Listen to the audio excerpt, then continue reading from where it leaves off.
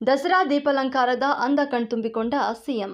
ಅಂಬಾರಿ ಬಸ್ಸಿನಲ್ಲಿ ನಗರ ಪ್ರದಕ್ಷಿಣೆ ಹಾಕಿದ ಸಿದ್ದರಾಮಯ್ಯ. ವಿಶ್ವವಿಖ್ಯಾತ ನಾಡಹಬ್ಬ ಮೈಸೂರು ದಸರಾ ಮಹೋತ್ಸವದ ಅಂಗವಾಗಿ ನಗರದಲ್ಲಿ ಚಾಮುಂಡೇಶ್ವರಿ ವಿದ್ಯುತ್ ಸರಬರಾಜು ನಿಗಮ ನಿಯಮಿತ ವತಿಯಿಂದ ಮಾಡಲಾಗಿರುವಂತಹ ವಿದ್ಯುತ್ ದೀಪಾಲಂಕಾರವನ್ನ ಮುಖ್ಯಮಂತ್ರಿ ಸಿದ್ದರಾಮಯ್ಯ ಅವರು ಶುಕ್ರವಾರ ರಾತ್ರಿ ವೀಕ್ಷಿಸಿ ಸಂತಸವನ್ನ ವ್ಯಕ್ತಪಡಿಸಿದ್ದಾರೆ.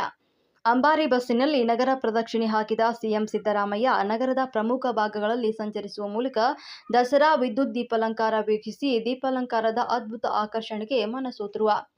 ನಗರದ ರಾಮಸ್ವಾಮಿ ವೃತ್ತದಿಂದ ಆರಂಭವಾದ ಮುಖ್ಯಮಂತ್ರಿಗಳ ದೀಪಾಲಂಕಾರ ವೀಕ್ಷಣೆ ಬಸವೇಶ್ವರ ವೃತ್ತ, ವಿದ್ಯಾಪೀಠ ವೃತ್ತ ಮತ್ತು ಹಾರ್ಡಿಂಜ್ ಸರ್ಕಲ್ ಮತ್ತು ಕೆಆರ್ ಸರ್ಕಲ್, ಆಯುರ್ವೇದಿಕ್ ವೃತ್ತ, ಜಂಬೂ ಬಜಾರ್ ರಸ್ತೆ, ಹೈವೇ ವೃತ್ತದ ಬಳಿ ಮೂಲಕ ಸಾಗಿ ಎಲ್ಐಸಿ ವೃತ್ತದಲ್ಲಿ ಮುಕ್ತಾಯಗೊಂಡಿತು.